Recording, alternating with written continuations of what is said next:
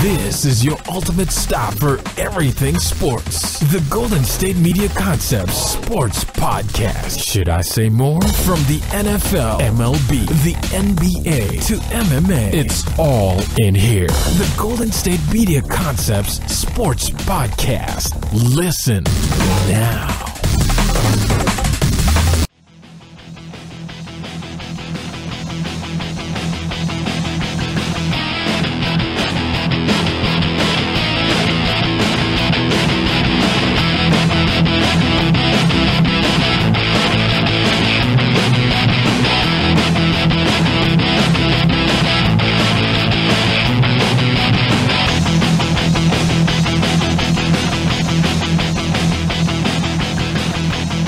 Hello, everyone, and welcome to the GSMC Sports Podcast, brought to you by the GSMC Podcast Network.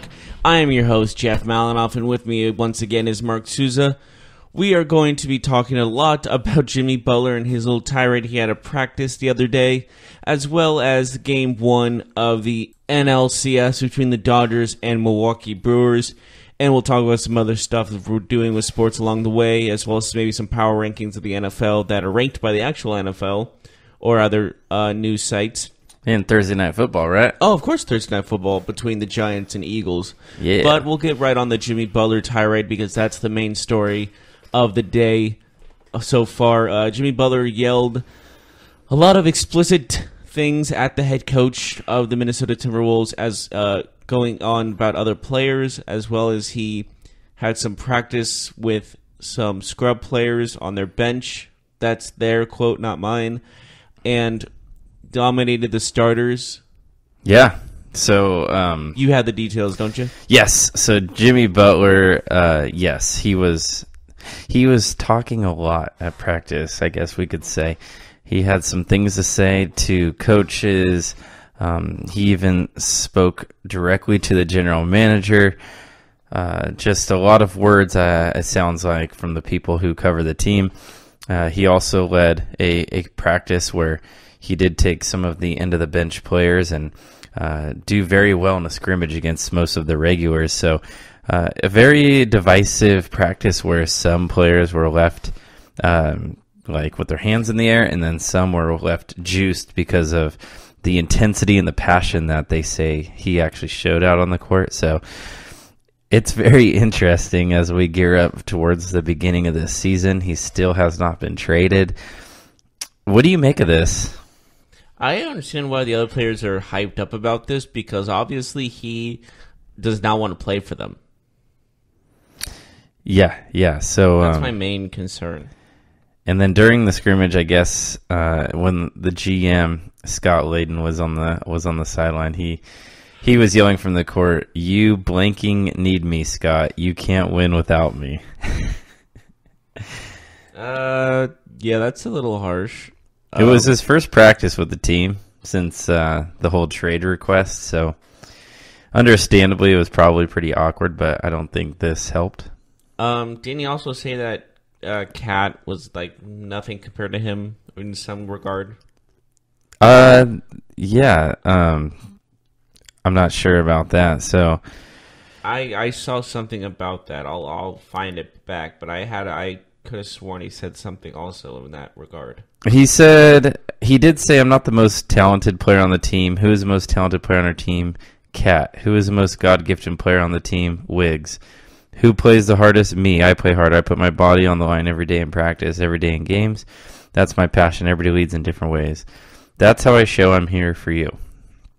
So he said that. So here's the thing. Did you see the interview on ESPN? Oh, I'm sorry. It was he was saying you can't do explicit against me while guarding Cat in the post. So he was talking trash to Cat during the scrimmage they had. Yeah. Did you see the interview that he had with Rachel Nichols on ESPN yesterday? That wasn't the interview of him going off? I'm kidding. Well, I'm asking because it seems odd, doesn't it, that he has a interview set up with ESPN just hours after this fiery practice? Like it almost seems like it's planned? manufactured. Yeah. You mean like scripted? Well, I mean, he has this fiery practice, and I'm not saying that it was, because I understand they want to interview him after his first practice with the team. So there's a lot of organic. It could be an organic process that happened, but doesn't it seem a little odd to you? Like, we haven't seen Jimmy Butler, but then he has this ESPN interview hours after this practice. Yeah, it is kind of fishy, but just makes you think, right? Like, it's like, what's I don't the think timing this like? is like. I don't think this is all planned. I think this is just a coincidence, to be honest. I think he was already feeling this way and was like, you know what? I'm just gonna this practice. Screw this. I'm gonna say what I want to say, and no one's gonna stop me. So when he was playing in practice yesterday, and he apparently yelled at the general manager, "You need me, Scott. You need me." I don't understand. Isn't he explicit before they need me? I mean, what I don't understand is he's requesting a trade. So what is he mad like why is he telling the GM? Because he's not traded yet. He hasn't been traded yet. So he's like, well, if you aren't going to trade me, you're not going to win without me, and you're good. Like, I don't know. You know, I really don't know. As I'm saying this, it doesn't make much sense, does it? Yeah, because, I mean, if he wants to leave, which that's fine, and he put in his trade request, and it sounds like they're actively trying to trade him, so it doesn't sound like they're holding him hostage or just waiting for the trade, like a proper trade to happen, not just, say, super weak offer just to get rid of him. But why is he saying that if he wants to leave? Like, that's weird. I think he's just trying to get attention, maybe, or he's just trying to get people pissed off in the front office. Yeah, I'm just wondering what point he's trying to make, because like he put in the trade request. They're obviously granting him the trade request. Like, they're not saying like, it's because some general managers, some front offices can say, you know what, he's under contract and we expect him to play, period, we're not trading him, right? But yeah, it sounds like they're actively trying to trade him. So I don't understand really what his frustration is regarding the whole I'm still in Minnesota type thing, Yeah, this is just a weird situation, to be honest. It seems like it's backwards. Yeah. It seemed like GM should say that, not the player. If the player wants to be traded, if he didn't want to get traded, I could see this, but he wants to be traded, so what's the point of saying you need me, rather than like saying... that makes him say, like, no, don't trade me. Right. It's an odd situation.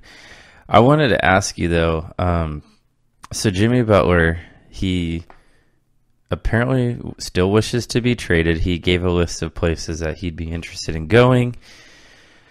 My question is this a bad look for him? Does this actually hurt his interest? What do you mean, interest? Like interest to leave? No. Interest in other teams. Oh, other teams interest in him because he's saying you need me here? Well, yeah, because he was like such a distraction at practice and such a handful that... Do you think it might actually hurt him in the end? Because like maybe there's a team out there that's like, well, you know what? Maybe we don't want to go get Jimmy Butler because we don't want to have that kind of atmosphere here. It is a possibility that could happen, but also I think people are just like, he's so good on the court that we need him regardless. I think you're right. NBA is one of those sports where the talent kind of rises, right? Like it's a talent-based league, and what I mean by that is in other sports you can get away with less talent if you're, I guess, more technical, if you do things fundamentally the right way. Would you agree with that?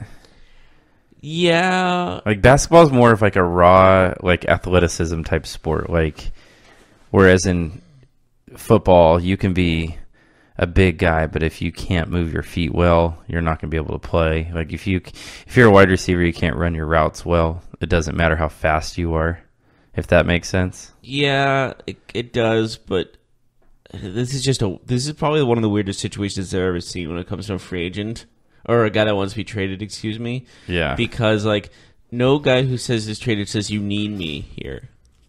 I don't know if he wants to just get paid or just go to a different team. Well, they offered him a contract and he turned it down, so I don't know what he wants now. I honestly have no idea what he wants. It's super odd. It's his interview was interesting with Rachel Nichols.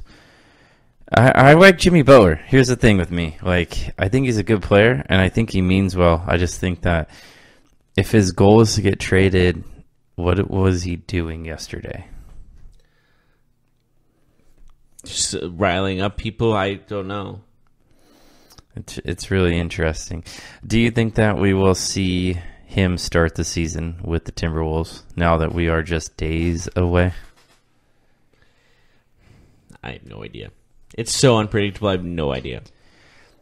It seems like he's going to be held on for a while because if they're not close to a trade with anybody, usually trades take days, a few weeks to kind of happen.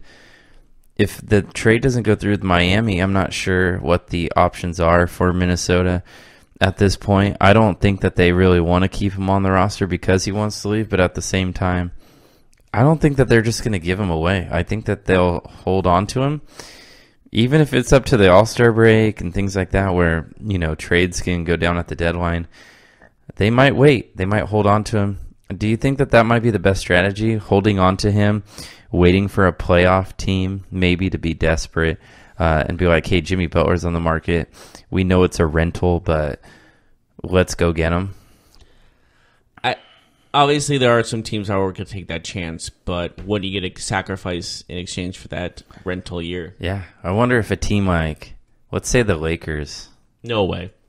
Let's say the Lakers are in 8th place at the All-Star break. You mean like later on before the deadline? Yeah, the deadline. Not now. Not today. Okay. I'm only speaking of it might be in the best interest for the Timberwolves to later hold him on. now. Okay, yeah. What you're saying now. I didn't get that at first. Like now, the Lakers would never make that trade because they thought you were saying like right now. I'm like that doesn't make any sense. And he says he doesn't want to go to LA. Right. But not the Lakers. The Clippers is one thing, but he doesn't want to go to the Lakers. I think a lot of guys. But it would be a rental. It would be like the situation would be the last couple months of the season. I think regardless, he doesn't want to go to the Lakers because he doesn't want to be under LeBron. I think he wants to be the guy. Like so many other guys don't want to go to LA to go with LeBron because they've heard of his coaching tenacity, I guess you can call it. He's kind of a hard ass. Right. But in this situation, Butler wouldn't be committed to anywhere long term. Like if he gets traded. It's the risk of the team that trades for him. He might walk away. Mm-hmm. But I don't know. Maybe there's a team out there. There probably would be. I'm just looking through the prism of we get to the trade deadline. There's teams that are in, but they're looking to take that next big step. Or there's teams right on the cusp, and they need one more guy, and Jimmy Butler might be that guy. Yeah, but he just seems like he's going to be a problem with the team, whatever team he's on, if he's not happy. He just seems like a guy that could be a problem. But if he's happy, he could be the best player on the team. But if he's not happy, he could be a detriment to the team. Yeah, absolutely. It's very interesting. We will keep track of the Jimmy Butler drama. We'll see if he has any other fiery practices. This is just the beginning, probably. If he's not traded, this is going to go on for a little bit longer. Yeah. What's going to happen during the games? What's funny to me is that of all the movement this offseason in the NBA, Jimmy Butler has just dominated the headlines over the last month. What else is there in the NBA in the last month? No, I get it. But I mean, there's a lot of things going on. Preseason's wrapping up, a season's about to start, and it's Jimmy Butler. You have any last thoughts on this situation on yesterday? We're going to see a lot more of this. I feel like this is just the beginning, like I said before. Yeah, absolutely. So what do you say we take a short break, and when we come back, we talk about the Thursday night football matchup. We got the Eagles, we got the Giants in a heated NFC East rivalry match. We'll talk about that. We'll see you then.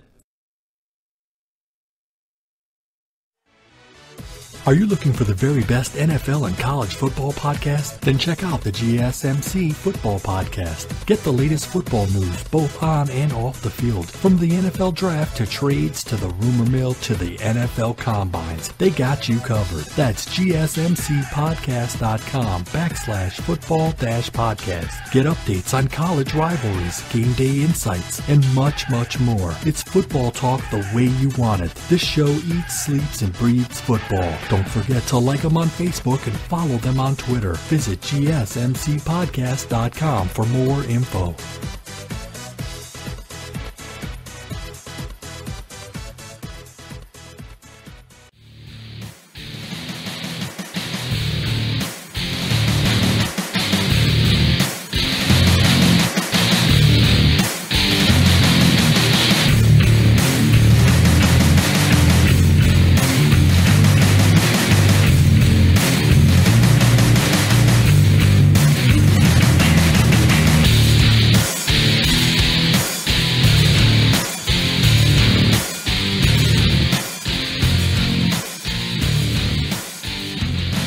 And welcome back to the GSMC Sports Podcast. We just finished talking about the Jimmy Butler situation in Minnesota.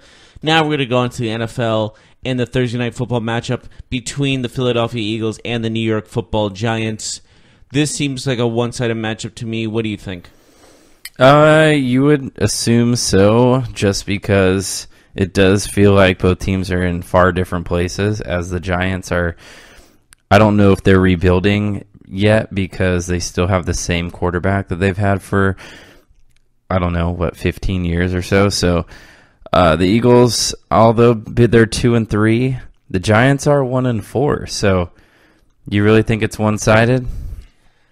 Well, I feel like one team is really, the Eagles are way better than the Giants in my opinion. Just all around team. Yeah. So the Eagles, of course, are your defending Super Bowl champions. They're off to a 2-3 start. Not exactly the best start, not the start that they were looking for. Mm-hmm. They are coming off that loss last Sunday against Minnesota. And then you have the Giants. The Giants are sitting at 1-4. They're hosting tonight. They could have won that game against Carolina, though. So I'm not sure, man. This game might be better than you think. I don't know. I just see still a lot of holes on the Giants team. And this is still the defending Super Bowl champions.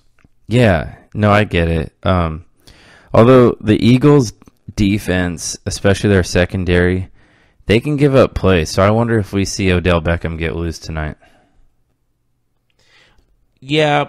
Overall, the offensive line of the Giants is what's going to hurt them the most, in my opinion. That offensive line is still the struggling point of this team. Yeah, absolutely. The offensive line of the Giants is well documented how bad they have been, in addition to how bad Eli Manning's decision-making can be at times. Do you think that Saquon Barkley and the running game will be able to alleviate some of the pressure by Philadelphia? With so much going on with, I know the Eagles are having also a kind of they're also kind of lagging when you think about it. They're having like a kind of a disappointing beginning of the season. Yeah. But overall, I would definitely say that Barkley is going to be a key factor. If the Giants are going to win this, he's going to be the factor. And if he doesn't get hurt. Because he looks like he almost hurt himself last week, and who knows what's going to happen this week. Yeah, you're right. He didn't hurt himself, or maybe he did, but it's not a serious injury, as he was able to continue playing, but it did look a little bit... It looked scary, that's Yeah, sure. It definitely did. So, here's some stats for you. You ready? Mm-hmm. The Giants are averaging 20.8 points per game. The Eagles are averaging 20.6 points per game, so slightly more production there for the Giants. Points allowed, though. 0.2. Points allowed, though, is the difference. The Giants are allowing 25.6. The Eagles are allowing 20.8. So, yeah. Although... So is this a good news? Is this like the Giants are improving or the Eagles are deproving? That's a good question. But is this a must-win game for the Eagles, though? They're 2-3. Their division's not that great, though, at least to start the season. So even if they lost, they could only be 2 games behind at worst by the end of this week. Yeah. This definitely could go up to get the Giants an upset win, but the Eagles, I think this is their put up or shut up time are they going to repeat as champions? Do you think that the NFC East might be the division that has the division winner has the least amount of wins out of every division? Wait, one more time? I said, do you think the NFC East might be the division that has the team that wins the division? Will they have the lowest win total of any division-winning team in the NFL? Oh, I would say so. That or I would say AFC South maybe? Could be, because it's so competitive. But over NFC there. East could be the one also. Like, I could see the Eagles being like 9-7. I think the NFC East might be the worst division in the league. I said that before. I'm still standing by that fact. Opinion. Oh, true. Well, it looks like a fact at the moment. Yeah, it's definitely arguable. That's for sure. So the Giants are underdog in this game. They're at home. 2.5 points is the spread. Who do you like in this game? What do you think is going to happen? I got the Eagles. I just think with Alshon Jeffrey back as well as just Carson Wentz, those two are very dangerous together. And I know they lost Jay Ajayi, but their running game wasn't a big factor regardless of him being there or not. And their defense is still playing at a high level. So I think it's going to be a defensive game, and I think it's going to be the Eagles' defense that is going to be the factor. Gotcha. Give me a score prediction. What do you think? 20-10. 20-10? Why That's is a that so low-scoring game. You said they were averaging 20 points, some odd points a game. Both teams, yeah. So, yeah. So that's 10 points less. Yes. One gets the 20 points. I do think that the Eagles will win as well. I think it'll be a little bit higher scoring game. I'd say something like 27-21. Okay, you mentioned Jay Ajayi. He's now out for the season. He got put on IR. Do you think that the Eagles will go ahead and be fine without him, or do you see them making a trade for maybe a LaShawn McCoy or something like that to kind of shore up the that position? trade with LaShawn McCoy is at a mum right now. They're kind of at a stalemate at the moment, so I'm not entirely sure what they're going to do. But I guess I think this is the test of how this is going to go with that Ajayi. They might end up trading him, but we'll still see how their starting right back, whoever that's going to be, does. Yeah, it looks like it'll be a combination of Wendell Smallwood and Corey Clement at running back. Not sure who will be the lead there. Both players have played throughout this season so far with different times. One running back being preferred as Jay Ajayi's counterpart, complement player than the other, but it's kind of up in the air at this point. Do you see one of the two taking the reins, or do you think that we'll just be in a running back committee from here on out unless they make a trade? I think they're going to make a trade. I think it's just that's what they did last year to get Ajayi in the first place. So I think they're just going to go with what they think is working, and that's going to be a trade. I'm not sure what they're going to trade for or who or what they're going to give up, but I think a trade is probably going to happen. Do you think a trade is necessary for them to have a chance at repeating? Not necessary, but it wouldn't hurt. Well, it could hurt if they don't do it right. Yeah, the offense, you have Alshon Jeffrey on the outside, who's a really good player. As long as he can stay healthy, he's a really good wide receiver for them. He's obviously Carson Wentz's go-to guy on the outside. And then you have Zach Ertz, one of the best tight ends in the NFL. But beyond that, Nelson Aguilar is a player that he does well at times. Sometimes he has big games. But yeah, they do have a handful of players, but I think they really do need one of these running backs to step up, whether it's Smallwood or Corey Clement. Regardless, one of the guys really has to take their reins. I think both can be used effectively. We haven't even talked about Darren Sproles. Darren Sproles is also on their team. He's just been hurt. He's been hurt. So one of these guys, in my opinion, needs to step up because, yes, they will use all their running backs. The Eagles are known for that.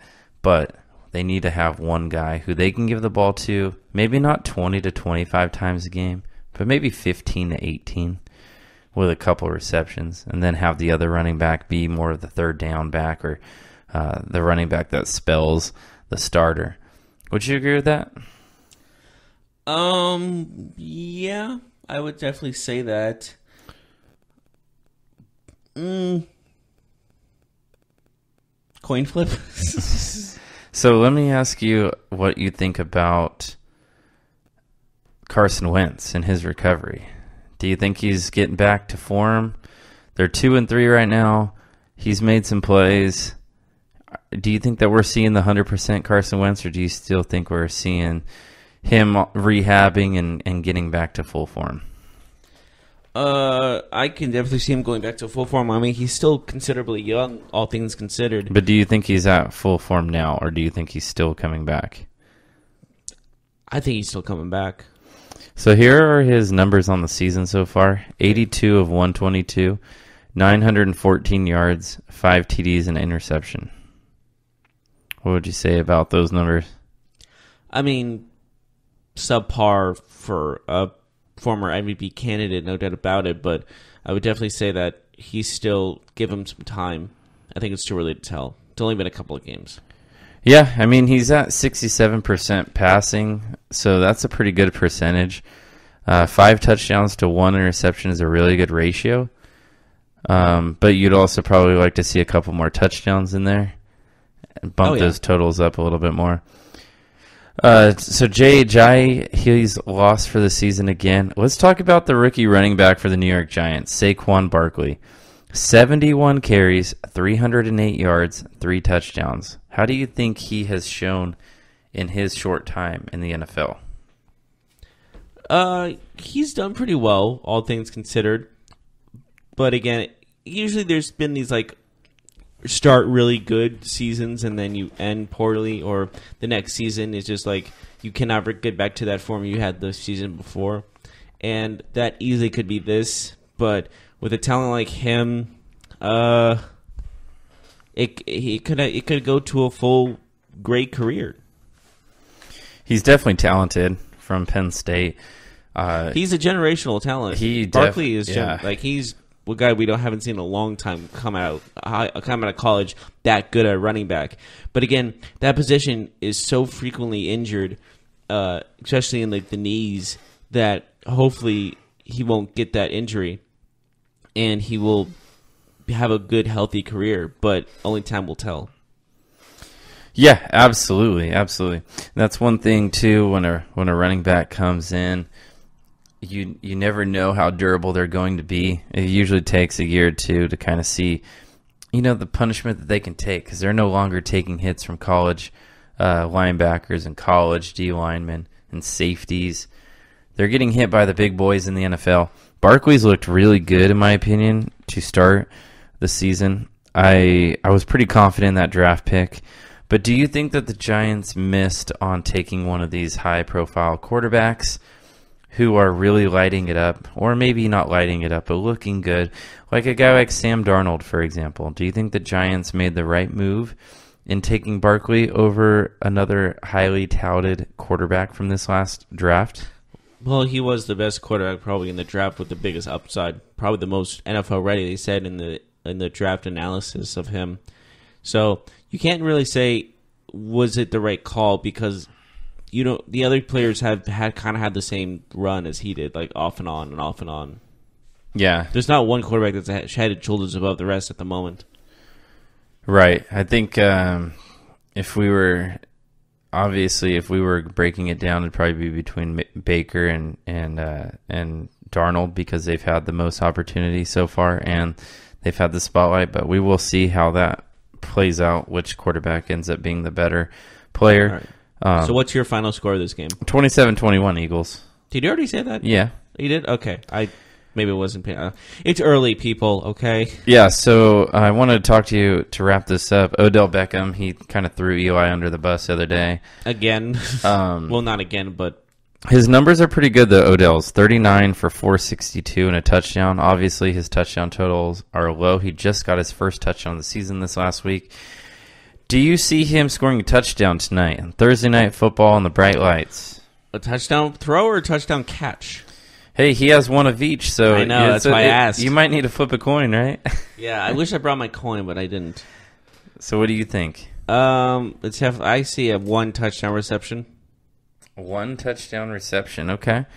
Yeah, I think he could definitely get on the scoreboard tonight with a touchdown, just because If he doesn't, he's gonna give Eli Manning an earful. the Eagles secondary can be gotten, so they might get got tonight by Odell. Maybe that'll free up Shepard. It doesn't look like Evan Ingram is playing tonight. It looks like he will be out again for the Giants. That's their big injury news on that side. Of course, on the Eagles, Jay Ajayi, he's out, of course, on IR. Darren Sproles looks like he'll miss another game. I feel like he will play another game again. Safety Corey Graham. He should have retired, but that's my opinion. Yeah, we'll see if he comes back. He's been such an exciting player in the NFL for so long. That'd be nice. He's slowed down as of late, though. So Corey Graham, safety, he's out. Haloti Ngata, defensive tackle for the Eagles, he's also out. DJ Alexander as well. So I don't know. I think we will see a closer game than what you think, but hopefully we will. Well, but it's only a 2-score game. It's not like it's a blowout. Yeah, but it's still a 10-point. But regardless, understood. Okay, so we're going to take another short break. When we get back, we'll be talking about the NLCS. Oh, sweet. Dodgers and Brewers. Game 1, we'll talk about the matchup. We've talked about who we think is going to win the series, but we have not talked about game-by-game analysis. So we'll be talking about Game 1, the NLCS, that's happening tomorrow, if that's correct. Or is it tonight? It's tomorrow. It is tomorrow. Tomorrow night, that's correct. Just making sure he's on his feet. And we'll see you right after this. Check out the show that's built on the MMA. From the UFC to extreme cage fighting, they got the fights covered. Check out the GSMC MMA podcast. Get the latest news on past or upcoming fights. Join us as we talk to and about some of the biggest names in the MMA, past, present, and future. When it's the fight game, there's just one show to check out. GSMCpodcast.com/MMA-podcast. Don't forget to like them on Facebook and follow them on Twitter. Visit GSMCpodcast.com for more info.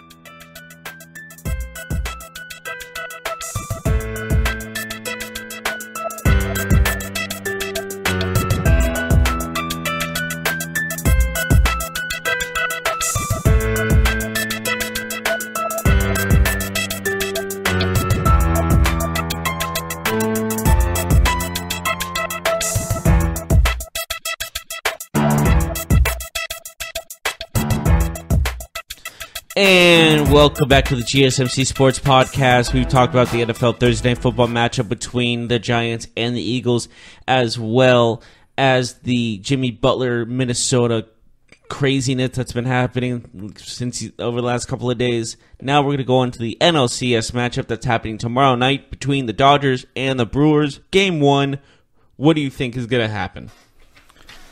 Well, we did give our predictions yesterday on what we think will happen in the series. You had the Brewers in 5, if I remember correctly. I do have the Brewers in 5. I took the Dodgers in 6. So you're asking me what I think will happen tomorrow night? Mm-hmm.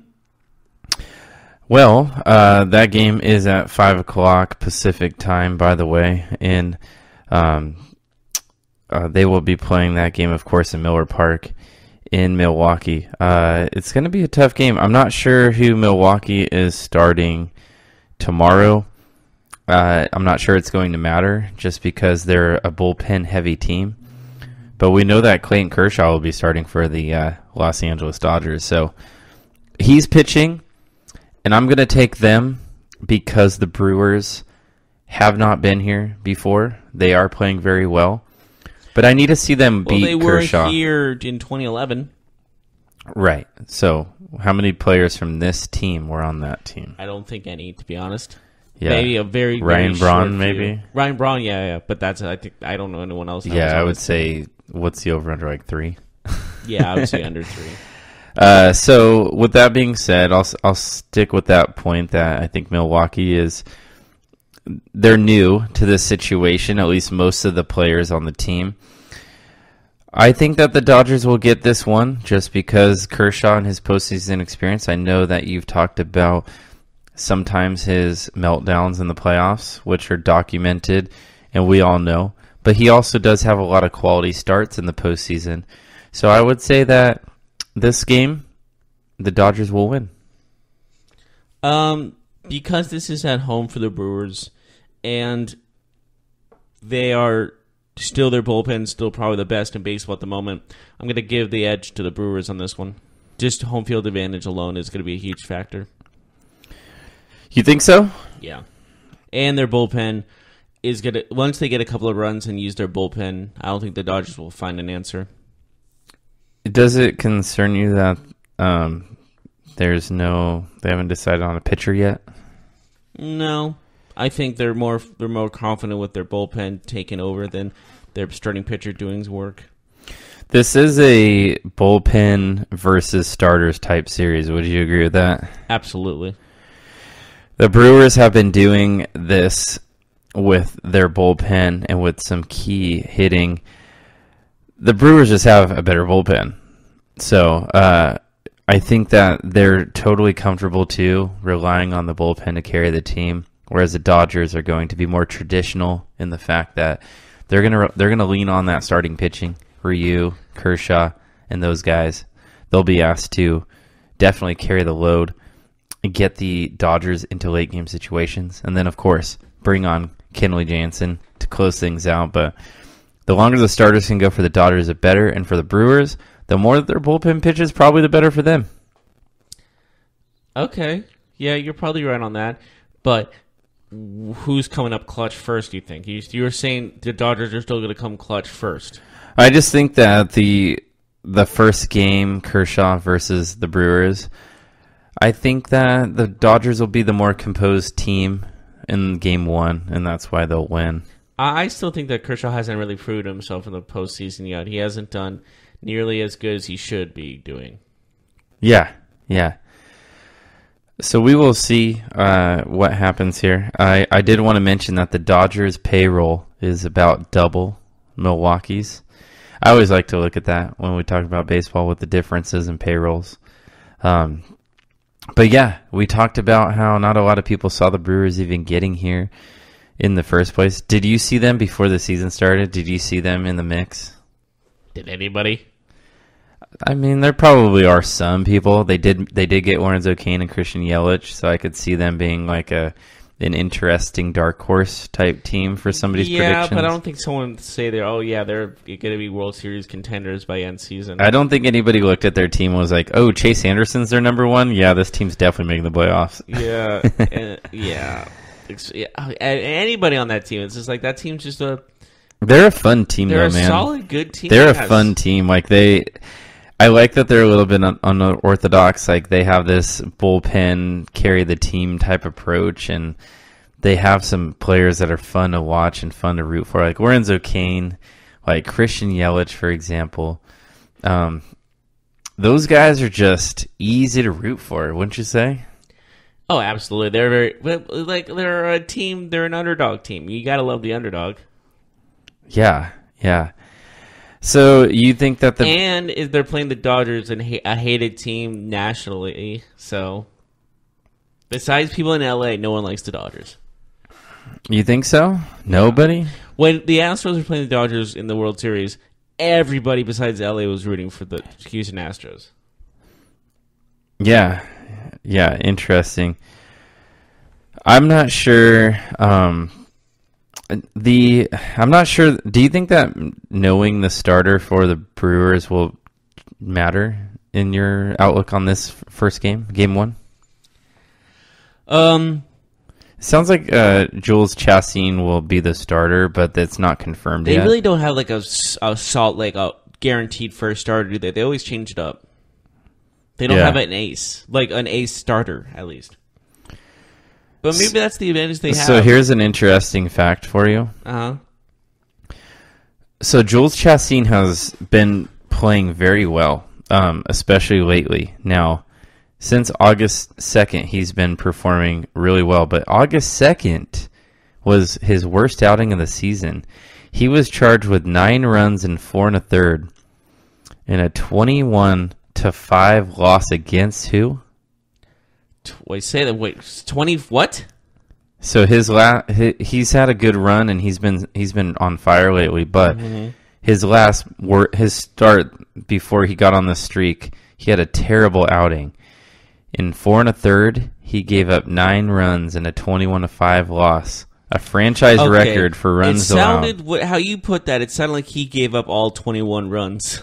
No, but he gave up 9 and 4 1/3. But do you know what team he played that night? The Dodgers? He did. They're not going to start him. No, they are. Oh, well, it sounds like they are. We don't know for sure. We don't know. We don't know. It's not set in stone, so you can't say that. I'm saying they won't start him.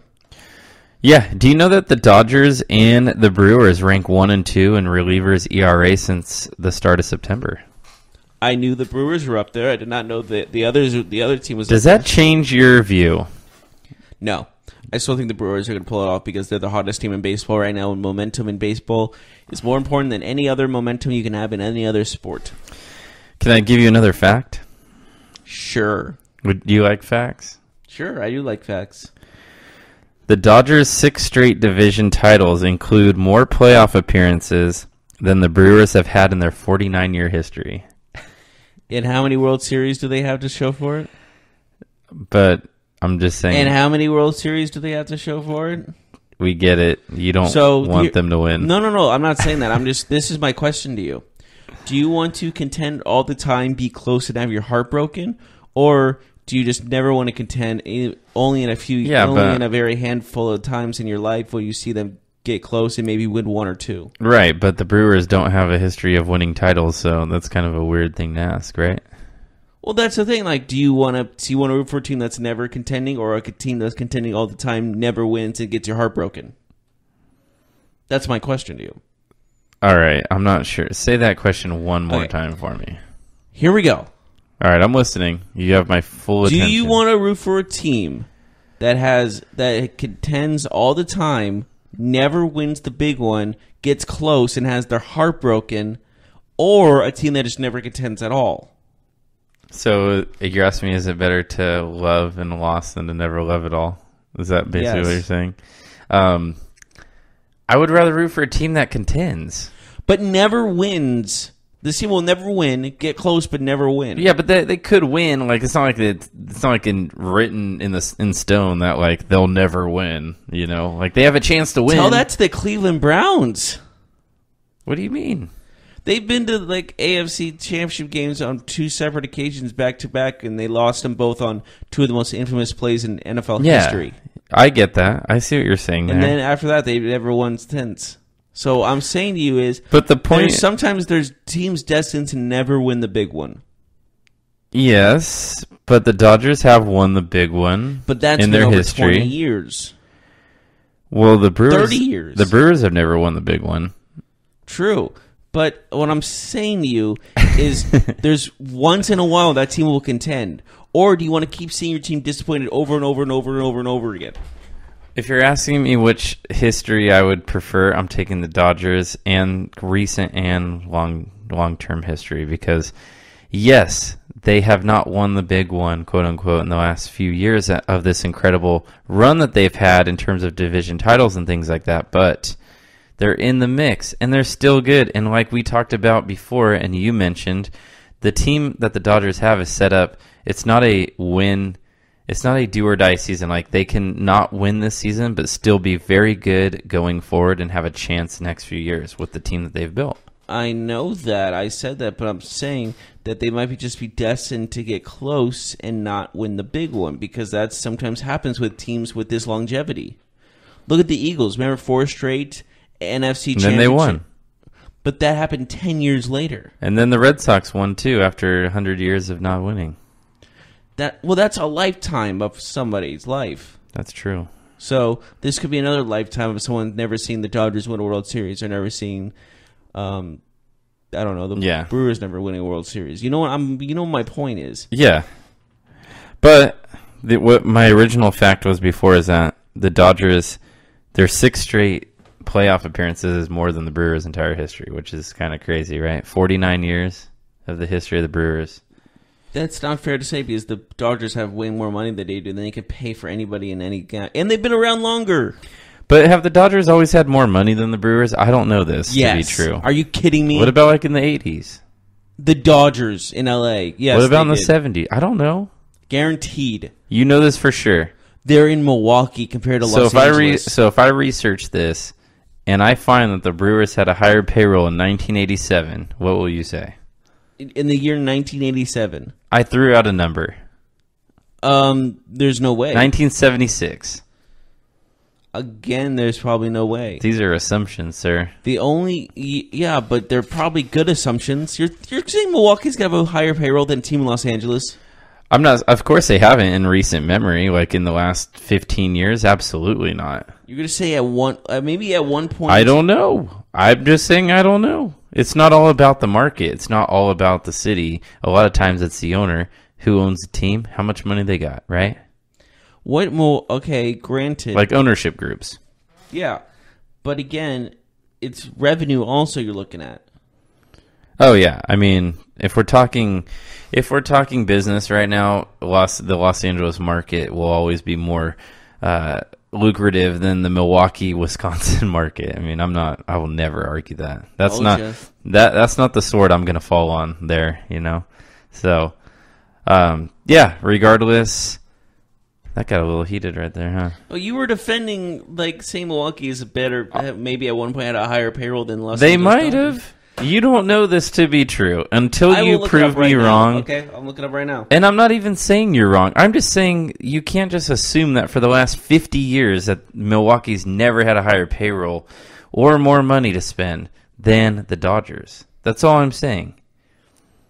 And I'll take the side that I 1 or 2 years of this they had a higher payroll. Will I be wrong? Maybe, but I'm not making any assumptions here. So I think we should take a break. And when we come back, maybe you'll tell me I'm wrong, maybe you'll tell me I'm right, or maybe we'll just talk about other things in sports. How about we do a whole medley of things? Okay, fine. Sure, why not? We'll be right back. I'm going to find something to watch.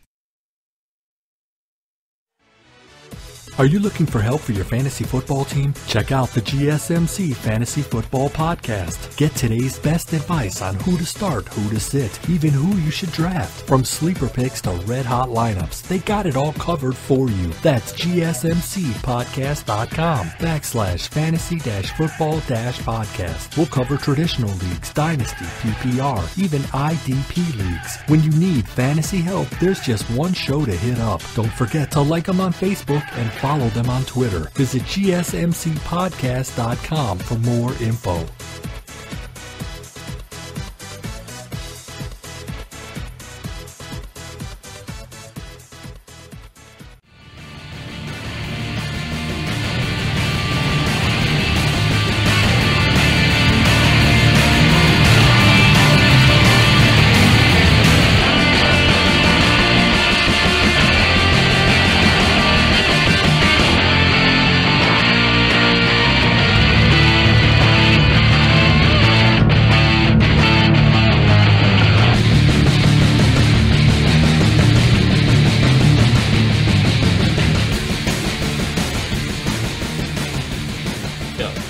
Welcome back to the GSMC Sports Podcast. We've talked about Thursday Night Football. We've talked about the NLCS Game 1.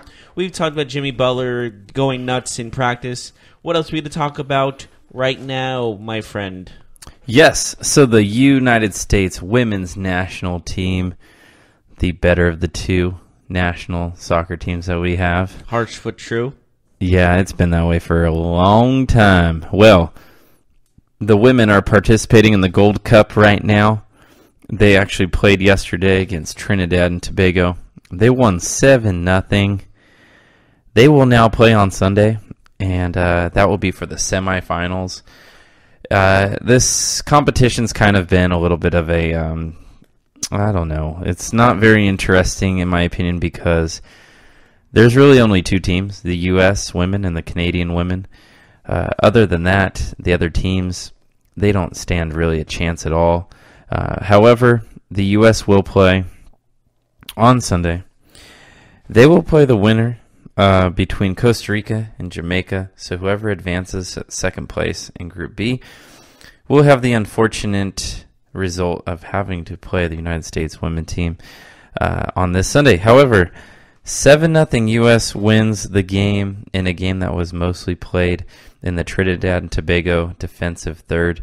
They also hit the post 5 times, so this game could actually have been worse when you look at the grand scheme of things in terms of the scoreline. So the U.S. women, they advance. They will be playing Sunday.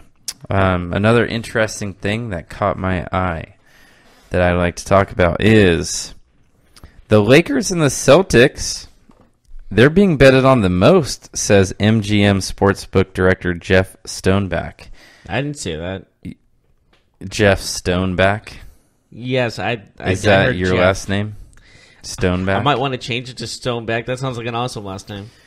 Yeah, so what do you My make back of that? is made of stone. Okay. The Lakers are 12-1. We're in 1980s again. The Lakers are 12-1. The Celtics are 5-1. But those two teams have had the most action. It makes sense. They have two big fan bases. They're not the most guaranteed, like, No. you don't get your money back type of thing. And you're still getting paid. You're going to get paid good money if you bet like $10 on it type of thing. Yeah, in Las Vegas, being close to Los Angeles, there's going to be a lot of Laker fans there. Plus, Laker Nation is pretty far and wide, so it makes sense that they're a team that's betted on heavily. Their odds are like I would take those bets also with the teams like those, a LeBron team and a Kyrie Irving team that good with 5-1 and 12-1 odds. I would take that. Which one would you think is the better bet? 12-1 was Lakers, you said? Like you have $100 and you have to place it on one of these two teams, 5-1 Celtics or 12-1 Lakers. What team are you laying that 100 on? And don't get cute and say, "Oh, I'd put 50 here and 50 there." No, one bet. So is this to make it the finals or win the finals? This is to win the finals. I'll say the Celtics. Celtics. They have the better chance of getting there, right? That's why so I'm if you saying get there, that. you can win. Like it Exactly gives you, my point. You throw your hat in, right? So yeah, you have a chance to lose to the Warriors, the Rockets, or anyone else in the Western Conference for the Lakers-wise. I'd rather put it safely on an Eastern Conference team that I know has a better chance of making the finals. yeah, and if you don't think that the Lakers are one of the top 2 teams in the West, then I don't think that that's a good bet at all because You don't think they are? Or I said if you don't. Like Oh. if you're a casual sports fan or even a hardcore sports fan, but you don't think that the Lakers, if you don't have them in your top 2, even top 3, then why even Didn't make you that have bet? them in like the 4th or 5th seed? I had them as the 4th seed. So you don't think they're a top 2 team? No. But What? that doesn't make any sense to me. What doesn't make? You're saying like, why would you? I said if you as a person, not you, Jeff, but as a person, if you don't think that they're a top 2 team, then why would you bet on them at 12-1? Because if you don't even think they're top 2, then you're basically saying I don't even see them getting to the Western Conference final, let alone the finals. Being the top 2 team doesn't mean that's the only top 2 teams going to the finals. Anyone can get Most to the of finals. the time. I know NBA's most predictable postseason outcome, but that doesn't mean like guaranteed those are the 2 teams. Nothing's guaranteed. I agree with that. Yeah, so you're just, So what part of my statement did you disagree with? if they're a top 2, you don't bet on them because why would you bet on them? My question was, if you You go don't with think the they're top underdog. 2 in the West, then Why would you? Because if you bet on like the number 1 team, the Warriors, for example, you're not getting much money back. That's why I'm saying they're Right. betting on the 12-1 Lakers. Yeah, they may not be the best team in the league. They may not be 1 or 2 or even 3, but you're going to bet on a team that has a chance, an opportunity to go to the finals and make some money off of that. Right, but it's about which is a better value is kind of my point. And I would say Celtics just because I think that they're going to get to the finals, but even not, I expect them to get to the conference championship. Conference finals. Get it right. Yeah. So anyways. Conference championship is for the NFL. Yeah, And I guess. Yeah, I don't know. I don't know why I was picky about that, but okay. Regardless. It's like calling the Super Bowl the NFL finals. Yeah, you wanted to talk about A story regarding the UFC? Yes, Khabib has opened up recently about the UFC on Instagram. Quote, "Why didn't you fire anyone when their team attacked the bus and injured a couple of people? They could have killed someone there.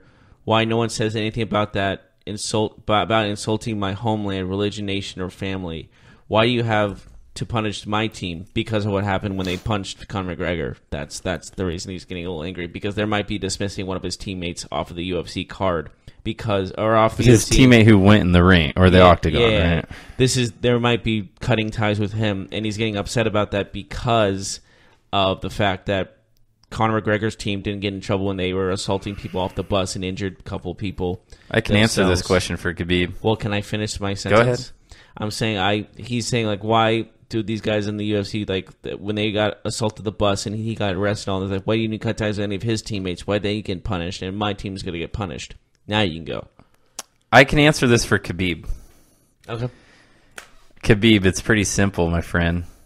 Conor McGregor's a draw, and he makes UFC a ton but of his money. Teammates didn't get cut. Hold on. Conor McGregor makes the UFC turn. He is their most marketable athlete that they have. Now, your buddy, who's a no-name fighter, who might be a great fighter in his own regard, but he is not a name. And if they're going to make an example out of somebody, they're going to make an example out of somebody who means nothing to the organization in terms of their pocketbooks, and they will not do anything to Conor McGregor. Does he have more leeway? Absolutely. I'm saying about Conor McGregor, I'm talking about his teammates. His teammates were also involved in that assault on the bus. I realize that. That's what, like, he's asking, like, why isn't his teammates getting cut and my teammates might get cut? That's what he's saying. Because he's Conor McGregor and you're Khabib. That's the point. You're not answering my question. Why is he, like, because of I am answering your question. Because of their ties because to of McGregor? his status. Yeah, absolutely. 100%.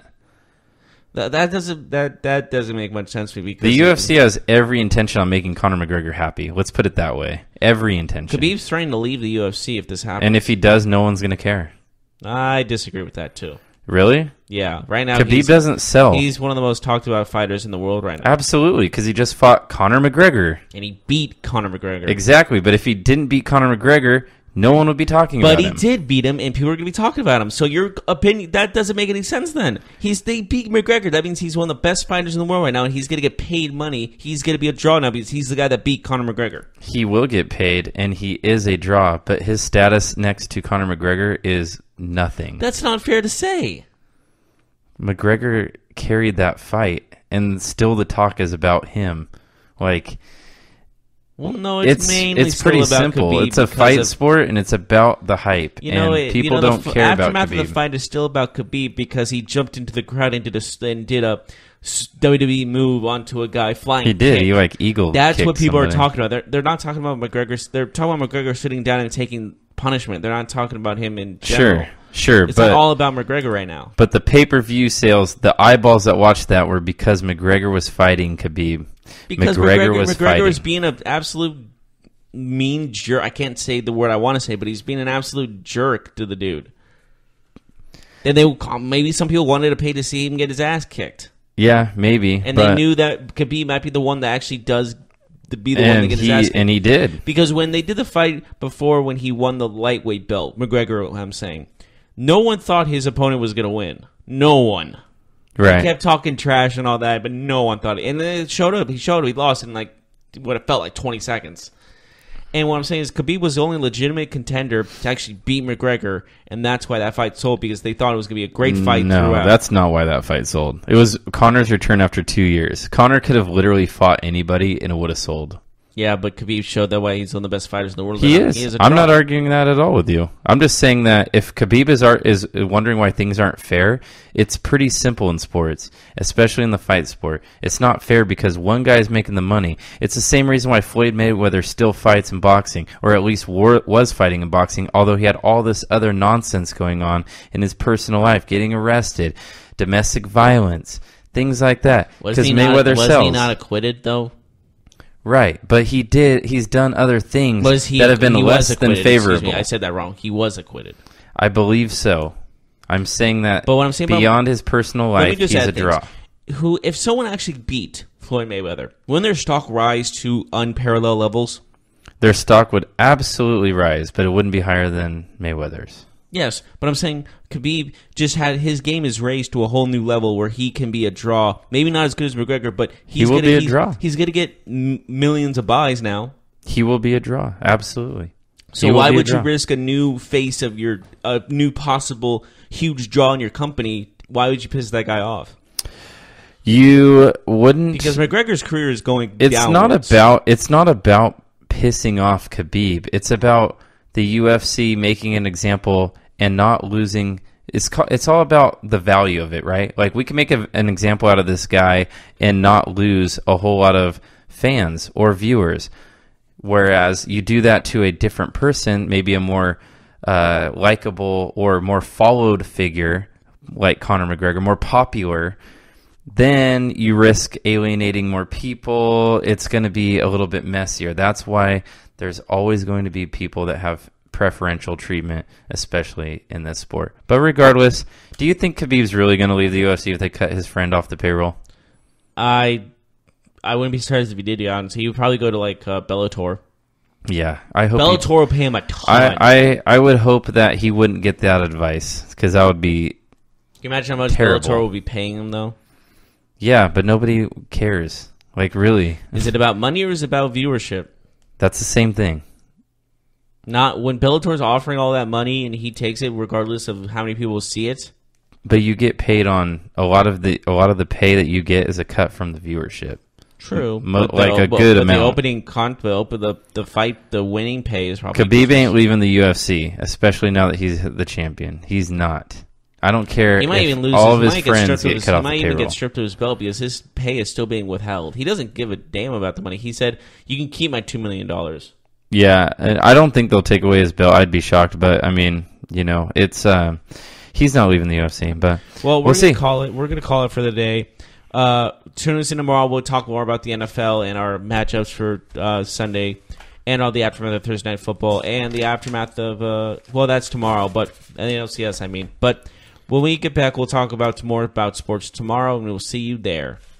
You've been listening to the Golden State Media Concepts Sports Podcast, part of the Golden State Media Concepts Podcast Network. You can find this show and others like it at www.gsmcpodcast.com. Download our podcast on iTunes, Stitcher, SoundCloud, and Google Play. Just type in GSMC to find all the shows from the Golden State Media Concepts Podcast Network, from movies to music, from sports to entertainment, and even weird news. You can also follow us on Twitter and on Facebook. Thank you, and we hope you have enjoyed today's program.